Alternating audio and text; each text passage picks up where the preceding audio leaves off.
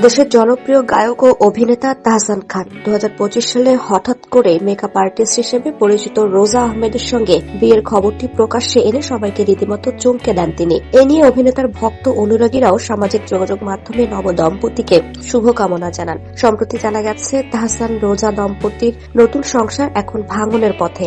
এমনকি বিয়ের কয়েক মাস পর থেকেই নাকি দুজনের সম্পর্ক খুব একটা ভালো যাচ্ছে না, ফলে গত কমাস ধরেই তারা আলাদা থাকছেন। সম্প্রতি ডালপালা মেলা গুঞ্জনের পর এবার বিষয়টি নিয়ে তাহসান নিজেই মুখ খুললেন। গণমাধ্যমকে বিষয়টি নিশ্চিত করে জনপ্রিয় এই গায়ক বলেন, খবরটি সত্য।